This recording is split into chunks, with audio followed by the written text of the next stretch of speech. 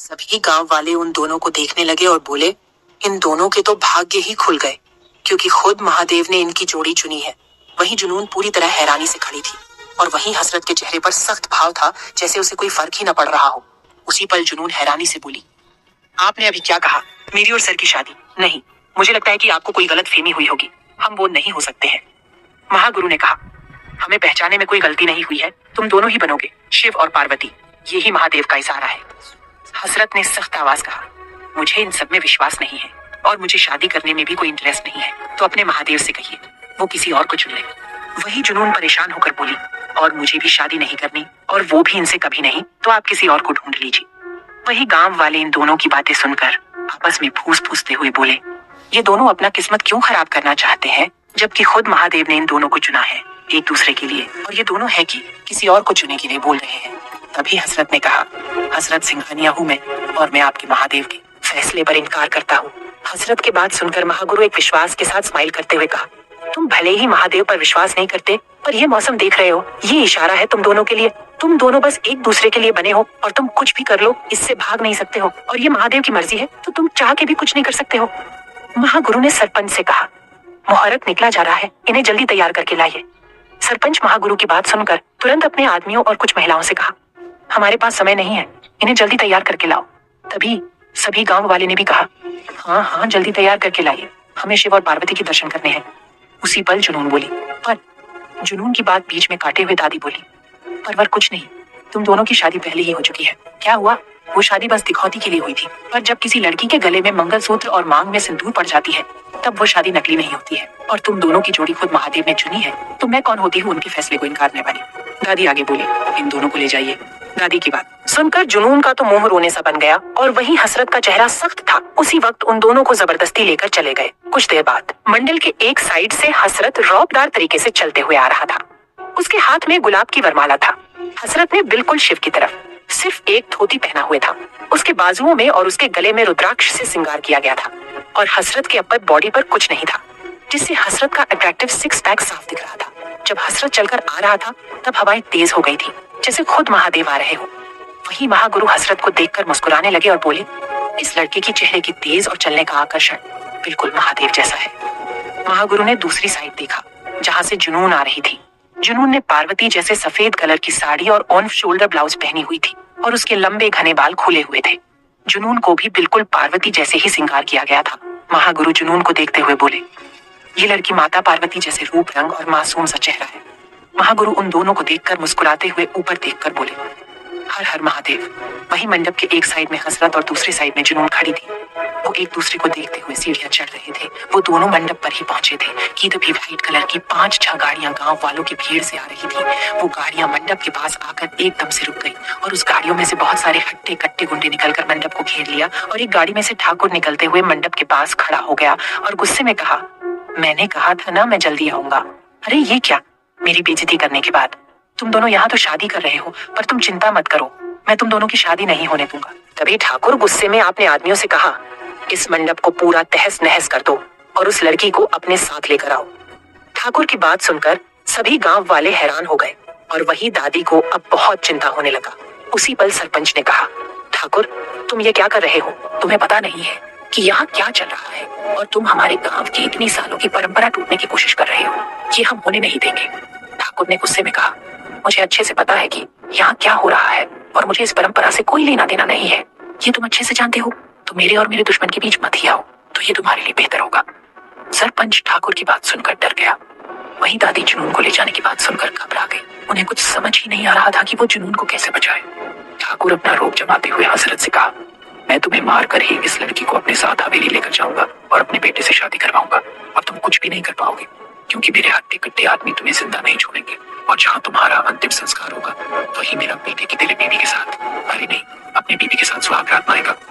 वही ठाकुर की बात सुनकर हैरानी से गांव वाले तमाशा देखे जा रहे थे, और जुनून का चेहरा पूरा पीला पड़ गया। वो हसरत को देख रही थी, क्योंकि जुनून जानती थी हसरत उसे बचा सकता है, पर उसे उम्मीद नहीं था कि हसरत उसे बचाएगा। वही ठाकुर की बात सुनकर हसरत का चेहरा भयानक हो गया, और सख्त मगर डरा देने वाली आवाज में कहा, अगर तेरे आदमियों के पास इतनी हिम्मत है तो बस जुनून को छूकर दिखा। अगर इन लोगों ने इसे थोड़ा भी छू लिया तो जुनून तुम लोगों की, अगर नहीं छू पाए तो मौत तुम लोगों की। हसरत की बात सुनकर ठाकुर ने गुस्से में कहा, जाओ उस लड़की को लेकर आओ। ठाकुर की बात सुनकर सभी हट्टे कट्टे आदमी आगे बढ़ने लगे। वहीं जुनून मंडप पर घबरा रही थी। जुनून जानती थी हसरत उसे बचा लेगा, क्योंकि हसरत अपने वादे का पक्का था। पर हसरत ने जो अभी कहा उसकी वजह से जुनून थोड़ी घबराई हुई थी। तभी एक आदमी मंडप पर चढ़ गया। वो हसरत को घूरते हुए जुनून के पास जाने लगा। हसरत बिना कोई रिएक्शन के चुपचाप खड़ा था और वही आदमी जुनून के बेहद ही करीब था। वो आदमी जुनून के बाहों को पकड़ने ही जा रहा था कि तभी हसरत ने उस आदमी का हाथ पकड़कर बेरहमी से मोड़कर तुरंत उसने अपने सर के ऊपर कर लिया और आ रहे आदमियों पर फेंक दिया, जिससे आ रहे आदमी सीधा जमीन पर गिर गए। उस वक्त हसरत का चेहरा बहुत भयानक लग रहा था और वही मौजूद सभी हसरत का भयानक रूप देखकर हैरान थे। वही एक आदमी जुनून के ठीक पीछे ही था। उसका हाथ जुनून के 1 ही इंच पर था। वो बस पकड़ने ही वाला था कि उसी वक्त हसरत ने अपना पैर उस आदमी के मुंह पर धर दिया और वो आदमी सीधा जमीन पर गिर गया। हसरत ऐसे ही करते सबको मारने लगा और वही एक एक आदमी धनाशाही होकर कार पर गिर रहे थे तो कहीं भीड़ में। उसी पल हसरत ने एक आदमी के पेट पर इतनी जोर से लात मारा कि वो उड़ते हुए सीधा ठाकुर के ऊपर गिर गया और वही ठाकुर उस आदमी के नीचे दब गया और वो सब कुछ ही देर में कहराते हुए हसरत से डर के भाग गए। वो जैसे आए थे वैसे ही उल्टे पैर ठाकुर को लेकर भागा गए। वही गांव वाले इस माहौल को देखकर बिल्कुल शांत थे। वही महागुरु भीड़ में खड़े थे। उन्हें पहले ही पता चल गया था कि यहाँ क्या होने वाला था, इसलिए वो पहले ही साइड हो गए थे। महागुरु ने हसरत से कहा, तुम्हारा गुस्सा बिल्कुल महादेव जैसा है। अगर तुम्हें गुस्सा आ जाए तो तुम अपनी आंखों से ही जलाकर राख कर दो। महागुरु मंडप की ओर बढ़ते हुए कहा, मुहूर्त निकला जा रहा है। हमें शाम होने से पहले ही ये शादी करनी होगी, वरना इस गांव की परंपरा टूट जाएगी तो अनर्थ हो जाएगा। और तभी दादी की नजर मंडप पर पड़ी और परेशान होकर बोली, जुनून कहाँ है? दादी की बात सुनकर हसरत पीछे मुड़कर देखने लगा, पर जुनून सच में वहां नहीं थी। और वही सभी गांव वाले भी मंडप पर देखने लगे और बातें करते हुए बोले, दुल्हन कहाँ चली गई? अब ये शादी कैसे होगी? सुराइया चिंता करते हुए बोली, हाय राम, जुनून बिटिया अभी तो इसी मंडप पर थी तो कहाँ चली गई? कहीं ठाकुर ने उसे उठा तो नहीं लिया? हसरत इधर उधर देख ही रहा था कि उसकी नजर एंट्रेंस पर पड़ी, जहाँ जुनून शादी का मंडप छोड़कर भाग रही थी। तब हसरत ठाकुर के आदमियों से लड़ रहा था। तब सबकी नजरें बस हसरत पर ही टिकी थी और जुनून को एक मौका मिल गया हसरत और शादी से बचने का। जुनून लगभग एंट्रेंस पर पहुंच चुकी थी। तभी एक गांव वाले ने एंट्रेंस के पास जुनून को भागते हुए देखा लिया और एंट्रेंस की तरफ इशारा करते हुए चिल्लाकर कहा, दुल्हन शादी से भाग रही है। सभी गांव वाले और जुनून की फैमिली एंट्रेंस की तरफ देखने लगे और अगले ही पल एंट्रेंस पर सभी गांव वाले ने जुनून को घेर लिया और जुनून से बोले, हम अपनी गांव की परंपरा नहीं टूटने देंगे और ये महादेव की मर्जी है तो तुम्हें ये शादी करनी ही होगी। वही जुनून अपने सामने इतने लोगों को देखा घबरा गई और बोली, देखिए मुझे शादी नहीं करनी है, मुझे जाने दीजिए। उसी पल एक महिला बोली, क्या दिक्कत है तुम्हें शादी करने में? जब बचाने वाला इतना अच्छा पति मिल रहा है तो क्यों भाग रही हो इस शादी से? ये बोलकर वो औरत और गांव वाले जुनून को पकड़कर मंडप पर लाकर खड़ा कर दिया। वही हसरत ये सब देखकर उसके दिमाग में कुछ तो चल रहा था। सरपंच ने बोला, महागुरु दुल्हन आ गई है, शादी शुरू कीजिए। सरपंच को बात सुनकर जुनून फिर से भाग जाना चाहती थी, पर उसे जबरदस्ती मंडप पर बैठा दिया गया था। वहीं हसरत बिना कुछ बोले मंडप पर बैठ गया। जुनून ये देखकर हैरान हो गई, जो कुछ देर पहले इस शादी के खिलाफ था, और अगले ही पल अचानक ही उसके दिमाग में ऐसा क्या आया कि वो शादी करने के लिए मंडप में बैठ गया। वहीं शादी शुरू हो गई और कुछ ही देर में उन दोनों की शादी हो गई। जुनून को न चाहते हुए भी उसे शादी करनी पड़ी। महागुरु ने कहा, विवाह संपन्न हुआ और आज से आप दोनों पति और पत्नी हुए। ये बात सुनकर जुनून की आंखों में आंसू भर गए।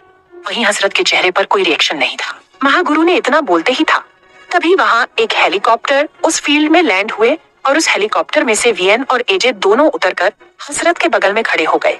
उन दोनों के चेहरे पर हैरानी थी, पर मास्क लगने की वजह से उनकी बस आंखें दिख रही थीं। उसी पल वीएन ने कहा, सॉरी बॉस, हमें आपको ढूंढने में इतने घंटे लगा दिए, क्योंकि आपकी वॉच को हम ट्रैक नहीं कर पा रहे थे, इसलिए हमें इतने घंटे लग गए आपको ढूंढने में। वही जुनून और हसरत अभी भी मंडप में बैठे होते हैं। उसी पल जुनून मंडप पर से उठ खड़ी हुई और गांव वालों, महागुरु और अपने दादी को गुस्से में देखते हुए बोली, आप सबको मेरी जिंदगी बर्बाद करके खुशी मिल गई हो तो मैं यहाँ से जा सकती हूँ। जुनून हसरत को घूरते हुए गुस्से में बोली, पहले आप इस शादी के खिलाफ थे, पर आपको अचानक ऐसा क्या हुआ कि आपने मुझसे शादी कर ली? और मुझे नहीं पता आपने मुझसे शादी क्यों की, पर मैं इस शादी को नहीं मानती हूँ। और अब आपकी हेलीकॉप्टर आ चुकी है तो आप अपने रास्ते और मैं अपने रास्ते। जुनून इतना बोलते ही वहां से जाने लगी। वही हसरत मंडप पर से खड़ा हो गया और सख्त आवाज में जुनून से कहा, रुक जाओ, तुम कहाँ जा रही हो? शायद तुम भूल गई हो कि मैं तुमसे क्या कहा था कि तुम मुझसे भाग नहीं सकती हो, तो चुपचाप वापस आओ और मेरे साथ चलो। जुनून हसरत की बात को अनसुना करके आगे बढ़ गई। हसरत अपने बातों को अनसुना करता देख गुस्से में कहा, तुम्हें सुनाई नहीं दिया? मैंने अभी क्या कहा, वापस आओ। फिर भी जुनून हसरत की बातों को सुने बिना आगे बढ़ रही थी। तभी हसरत गुस्से में आग बबूला हो गया और जुनून के पास जाते ही जुनून को अपने गोद में उठा दिया और अपने साथ ले जाने लगा। वही जुनून गुस्से में चिल्लाते हुए बोली, छोड़िए मुझे, मुझे आपके साथ नहीं जाना। पहले आपने मुझसे जानबूझकर मुझसे शादी कर ली और अब मुझे जबरदस्ती अपने साथ ले जा रहे हैं। आपके अंदर दिल नहीं और किसी के इमोशन की भी कदर नहीं है, इसलिए आपको मैं बिल्कुल भी पसंद नहीं करती और न ही मैं आपको अपना पति मानती हूँ। जुनून लगातार बोले जा रही थी। वही हसरत को उसकी बात सुनकर गुस्सा आ रहा था, इसलिए उसे चुप कराने के लिए जुनून के होठों पर अपना होंठ रख दिया और हेलीकॉप्टर में बैठकर वहां से निकल गया। और वही पूरे गांव वाले इतने हैरान थे कि उन्हें समझ ही नहीं आ रहा था कि आज उनके गांव में क्या रहा था। जुनून की फैमिली शॉक में खड़े थे। उसी पल सिराया हैरान होकर बोली, जमात जी तो बहुत सुपर फास्ट है। प्लीज प्लीज दोस्तों, चैनल को लाइक और सब्सक्राइब कर लीजिए और हमें अपना प्यारा प्यारा कमेंट जरूर बताइए। वही हेलीकॉप्टर में हसरत जुनून को अपने गोद में बिठाकर बहुत डिप और मदहोशी भरा किस कर रहा था। वही जुनून बार बार हसरत के सीने पर मार रही थी। वो अपने आप को छुड़ाने की बहुत कोशिश कर रही थी। अब उसकी सांस भी फूलने लगी थी क्योंकि हसरत उसे बहुत देर से किस किए जा रहा था। हसरत का एक हाथ जुनून के कमर पर और दूसरा हाथ उसके बालों में फंसा हुआ था। हसरत ने जुनून को इतना टाइट होल्ड किया था कि जुनून चाह कर भी उसे खुद से नहीं छुड़ा सकती थी। वही वीएन और एजे दोनों की आंखों में थोड़ी हैरानी थी क्योंकि उन दोनों ने आज तक किसी भी लड़की को हसरत के साथ नहीं देखा था। जब से नताशा ने हसरत को धोखा दिया था तब से हसरत किसी भी लड़की को न तो अपने पास आने देता है और न ही खुद जाता है। वो बस लड़कियों को पैसों की भूखी और धोखेबाज ही समझता था। पर वो दोनों जो अभी देख रहे थे उन्हें विश्वास नहीं हो रहा था। उसी वक्त वीएन और एजे ने अपनी नजरें हसरत और जुनून से हटा लिया। वही जुनून के अब उसके आंखों से आंसू बहने लगे थे। हसरत जैसे अपने होश में ही नहीं था। उसी पल जुनून ने हसरत के होठों को काट लिया जिससे हसरत अपने होश में आ गया और उसके होठों को छोड़कर उसे घूरने लगा। तभी जुनून हांफते हुए बोली, आप मुझसे दूर रही है। मैंने कहना कि मैं आपको बिल्कुल भी पसंद नहीं करती, तो आप बार बार मेरे करीब आने की कोशिश क्यों कर रहे हैं। वही हसरत का होठ जुनून के काटने की वजह से उसके होठ सूज गए थे। उसी वक्त हसरत ने जुनून को अपने और करीब खींच लिया और गुस्से में कहा, तुम शायद भूल रही हो कि मैं हसरत सिंघानिया आज से तुम्हारा पति हो, तो मेरा पूरा हक बनता है तुम पे और तुम्हारी सो कॉल्ड बॉडी पर, तो तुम मुझे रोकने की हिम्मत भी मत करना। वो दोनों अपनी आग भरी नजरों से गुस्से में एक दूसरे को घूरे जा रहे थे। जुनून हसरत के आंखों में देखकर गुस्से में बोली, मैं आपको अपना पति नहीं मानती। ये शादी जबरदस्ती हुई है। आपने मुझसे जानबूझकर शादी की है और मैं इस शादी को नहीं मानती हूँ, तो मैं अपने आप को छूने का हक भी नहीं देती हूँ। और आप एक नंबर के घटिया, निहायती बदतमीज हो, जिसके पास दिल नहीं है, जो बिना सोचे समझे किसी को भी मार सकता है। जुनून की बात सुनकर हसरत की आंखें गुस्से में लाल हो गई। उसी पल हसरत ने जुनून का बाल अपने मुट्ठी में भर लिया और अपने चेहरे के बेहद ही करीब लाकर गुस्से में कहा, और यही निहायती बदतमीज और घटिया तुम्हारा पति है। चाहे तुम मानो या ना मानो, पर मैं तुम्हारा लीगली हस्बैंड हूँ, तो जुबान संभाल कर बात करो मुझसे, वरना तुम्हें मारने में मुझे बिल्कुल भी देरी नहीं लगेगी। तभी हसरत जुनून का मुंह झटकाते हुए कहा, समझी।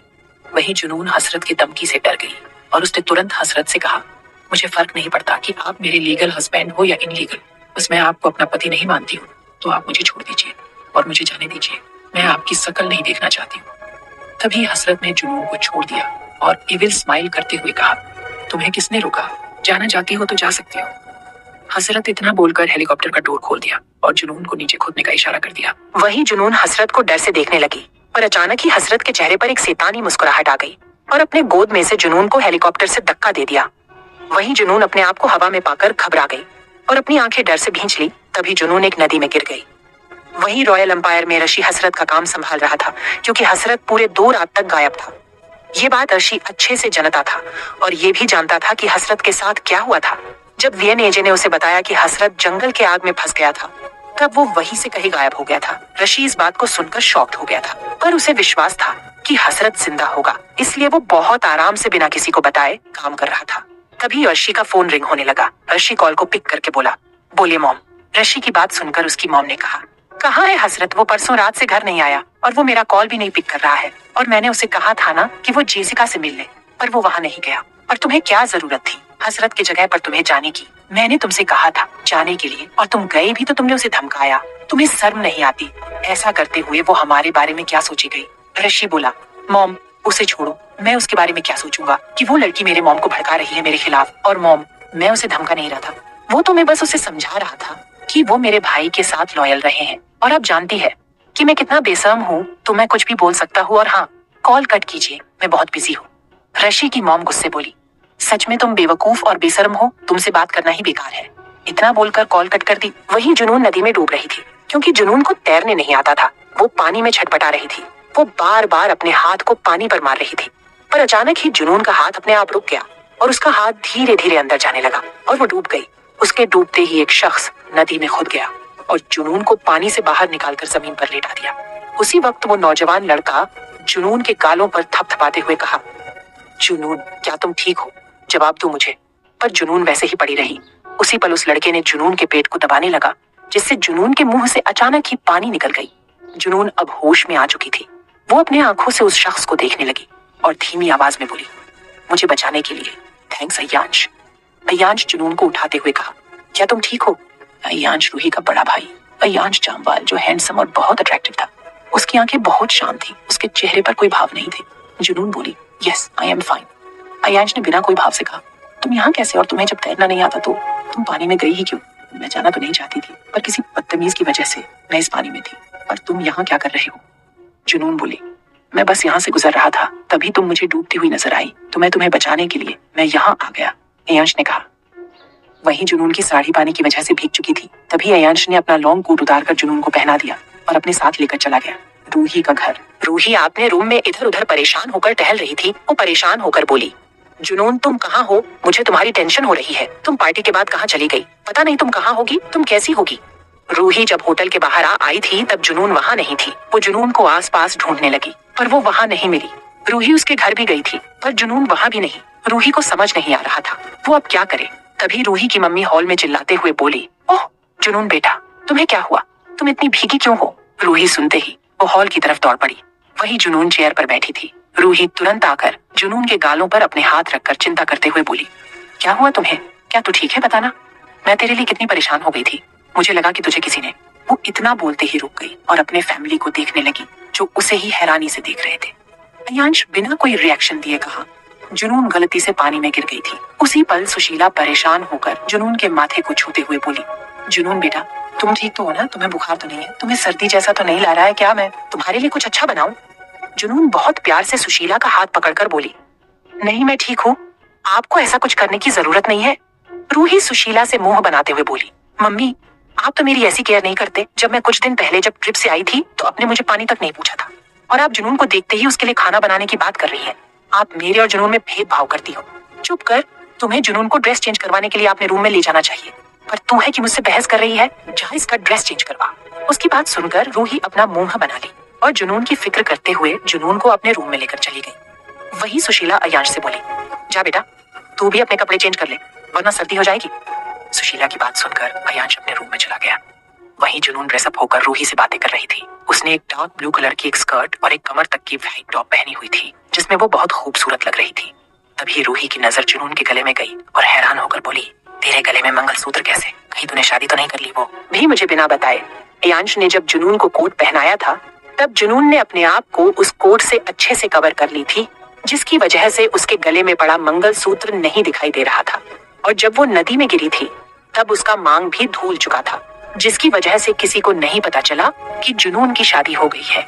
रूही की बात सुनकर जुनून हैरानी से अपने गले को देखने लगी। वो भूल ही गई थी कि उसकी शादी हो चुकी है। वो अपने गले में मंगलसूत्र देखकर उसे हसरत की याद आने लगी। उसी पल जुनून का फेस गुस्से में भर गया और गुस्से में अपने गले से मंगलसूत्र खींचकर फर्श पर फेंक देती है। मंगलसूत्र खींचने की वजह से जुनून का गला कट गया था, जिससे ब्लड निकलने लगा था।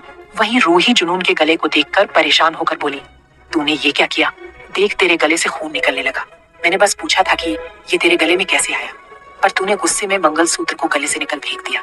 वहीं जुनून की आंखों में आंसू भर चुके थे। रूही जुनून को देखकर उसे संभालते हुए बोली, क्या हुआ तुम्हें? तू इस तरह रो क्यों रही है? तेरे साथ कुछ हुआ है क्या? रूही की बात सुनकर जुनून रूही को गले से लगा ली और जो गांव में हुआ वो सारी बातें बताने लगी। वहीं रूही जुनून की बात सुनकर पूरी तरह से शॉक्ड हो गई और बोली, मतलब तेरी शादी तेरे बॉस से हो गई? पर तेरा बॉस तो एशिया का सबसे ज्यादा अमीर लड़का है और तू उसे हस्बैंड मानने से इनकार कर रही है। वहीं जुनून शांत हो चुकी थी। रूही की बात सुनकर उसे गुस्से में घूरते हुए बोली, जब तू उसकी सेक्रेटरी होती तो तुझे पता जाता कि वो इंसान कितना क्रूएल और इमोशनलेस इंसान है। वो किसी को मारते वक्त जरा भी नहीं सोचता, और उसने तो मुझे हेलीकॉप्टर से ही धक्का दे दिया, जिसे मैं नदी में गिर गई, और तू कह रही है कि मैं उसे अपना पति मान लूं? ये नहीं हो सकता। रूही गुस्से में बोली, तेरा बॉस तो सच में हार्टलेस इंसान है। उसकी हिम्मत भी कैसे हुई मेरी सोलमेट को हाथ लगाने की। लगता है उसे अच्छे से सबक सिखाना ही पड़ेगा। रूही थोड़ा सोचे हुए बोली, पर तू अब क्या करेगी? तू तो उसके कंपनी में काम करती है। जुनून तुरंत गुस्से में बोली, नहीं, मैं नहीं जाऊंगी। उसे जो करना है वो कर ले, और मैं उस इमोशनलेस इंसान का चेहरा भी नहीं देखना चाहती हूँ। रॉयल एम्पायर हसरत दमदार तरीके से अपने केबिन में इंटर हो गया। हसरत कंपनी आने से पहले ही उसने अपने कपड़े चेंज कर लिए थे। वहीं ऋषि हसरत को देखकर एकदम से खुश हो गया और तुरंत अपना काम छोड़कर अपने भाई को गले लगा लिया और बोला, मुझे पता था कि तुम ठीक होगे और तुम अब सही सलामत हो। तुम अपना काम संभालो, मैं चलता हूँ, क्योंकि मैं इतना काम करते करते थक चुका हूँ, तो अब मैं चलता हूँ। वो इतना बोलकर जाने लगता है। उसी पल फिर से पीछे मुड़कर हसरत के पास जाते हुए कहा, वैसे भाई, आप जंगल में कैसे पहुंचे और आप 2 दिन से कहां पर थे? हसरत उसके बातों को इग्नोर करते हुए सीईओ चेयर पर बैठ गया और कोल्ड वॉइस में कहा, मैंने शादी कर ली। आर्शी उसकी बात सुनकर शॉक हो गया और अगले ही पल अपना एक्सप्रेशन चेंज करते हुए जोर जोर से हंसने लगा और कहा, क्या आपने शादी कर ली? पर किसके साथ भाई? आप मुझसे मजाक कर रहे हैं। ऋषि उसकी बात पर बिल्कुल भी भरोसा नहीं कर पा रहा था कि हसरत ने शादी कर ली है। तभी हसरत गुस्से में चिल्लाते हुए कहा, सच, your mouth can get lost. Rishi तुरंत शांत हो गया और प्यार से बोला, सॉरी भाई, आप इतने चिढ़ क्यों रहे हैं? मुझे पता है कि आप मुझसे मजाक कर रहे थे, क्योंकि जो लड़कियों से दूर रहता है वो शादी करेगा कभी नहीं। हसरत उसकी बात सुनकर उसे घूरते हुए कहा, शायद तुम भूल रहे हो कि तुम सक्सेना कंपनी के सीईओ हो, तो तुम यहाँ क्या कर रहे हो? Gate lost. ऋषि हसरत को गुस्से में देखकर अपनी नजरें इधर उधर घूमते हुए केबिन से बाहर निकल गया। केबिन में हसरत किसी को कॉल करते हुए कहा, क्या वो ठीक है? दूसरी तरफ से आवाज आई, हाँ। ये सुनते ही कॉल कट कर दिया और अपने हेड चेयर पर लीन होते हुए कहा, कल के लिए तैयार रहना मेरी लीगली वाइफ। कल सुबह जुनून अब अपने घर आ चुकी थी। वो अपने सोफे पर बैठे न्यूडल के बोल लिए नूडल खा रही थी। वो एक तक टीवी को घूर रही थी जिसमें सिंड्रेला का मूवी चल रहा था। जुनून खाते हुए बोली, काश मेरी भी जिंदगी ऐसी ही होती, मेरा भी कोई प्रिंस आता और मुझे भी ढूंढ कर अपने साथ अपने महल ले जाता और हमेशा मुझे सबसे बचाता। वो सब यही बोल रही थी कि उसके दिमाग में हसरत का चेहरा आने लगा। जुनून तुरंत अपना सिर नहीं में हिलाते हुए बोली, नहीं, मैं ये क्या सोच रही थी, वो मेरा राजकुमार नहीं हो सकता। वो एक राजकुमार नहीं, वो एक राक्षस है। भले ही उसने मुझे कई बार बचाया है, पर मैं उसकी वजह से ही मैं मुश्किल में पड़ती हूँ, तो उनको बचा ही था। और वैसे भी मैं कौन सा उनके पास दोबारा जाने वाली हूँ। जुनून ने इतना ही बोला था कि उसी पल उसका फोन रिंग होने लगा। जुनून का फोन चार्जिंग पर लगा हुआ था।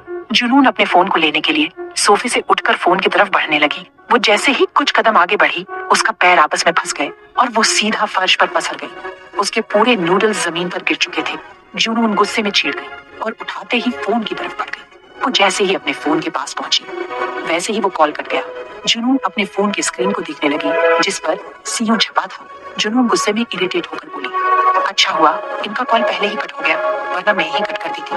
और एक तो मैं बहुत कंगाल हूँ और ऊपर से इनकी वजह से मेरा पूरा नूडल्स गिर गया। जुनून थोड़ा रोना सा फेस बनाकर बोली, कहाँ हो तुम मेरे राजकुमार, मैं तुम्हारा वेट कर रही हूँ। उसी पल फिर से उसका फोन रिंग होने लगा। जुनून अपने फोन को देखने लगी जिस पर सीईओ फ्लैश हो रहा था। जुनून उस कॉल कट करने जा रही थी, पर अचानक ही उसे कॉल पिक हो गया।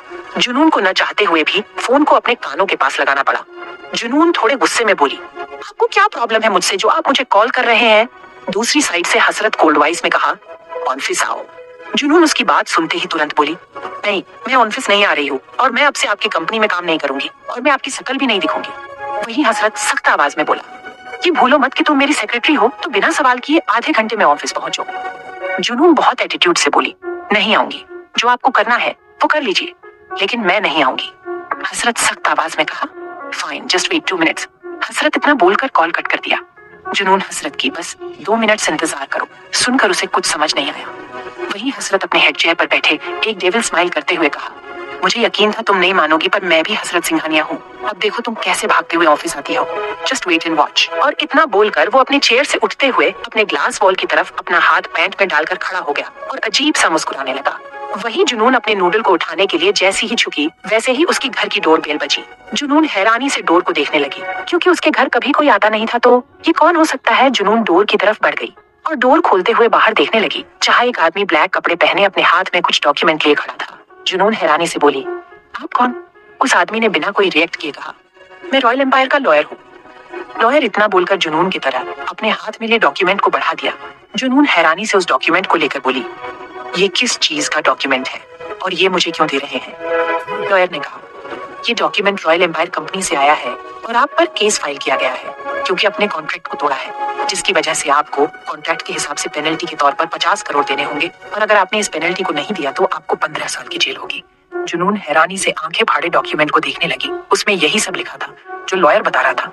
जुनून थोड़ी फीकी स्माइल करते हुए बोली, क्या ये मुझे सच में इतने सारे पेनल्टी भरनी होगी? लॉयर उसे देखते हुए एक चिट देते हुए कहा, ये हमारे कंपनी के सीईओ ने तुम्हें देने के लिए कहा है। लॉयर जुनून को चिट देकर चला गया।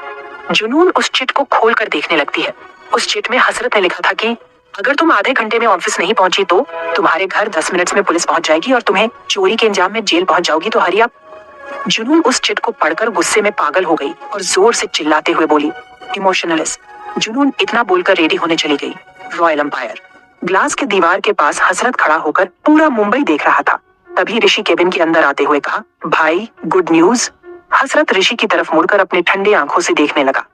ऋषि मुस्कुराते हुए कहा, भाई मिस्टर माइक ने हमारी डील को एक्सेप्ट कर लिया है और कुछ महीने बाद फ्रांस में फैशन वीक होगा जिसमें हमारे डायमंड नेकलेस डिजाइन्स को प्रमोट किया जाएगा। हसरत उसकी बात सुनकर कहा, ठीक है। ऋषि का मुंह बन गया और बोला, भाई क्या ठीक है? आप जानते हैं कि मैं बिजनेस ट्रिप पर नहीं जनता चाहता था और फिर भी आपने मुझे फोर्स करके बेच ही दिया और मैंने इस डील को पाने के लिए कितनी मेहनत किया था और आप कहाँ रहे हैं? ठीक है, देखिए भाई ये गलत बात है। भाई आपको बस इतना ही कहना था कि ऋषि तुमने अच्छा काम किया है। हसरत उसकी बात सुनकर ऋषि के पास आते हुए अपना हाथ उसके कंधे पर रखकर बिना कोई भाव से कहा, काफी आसान था ना माइक को माना?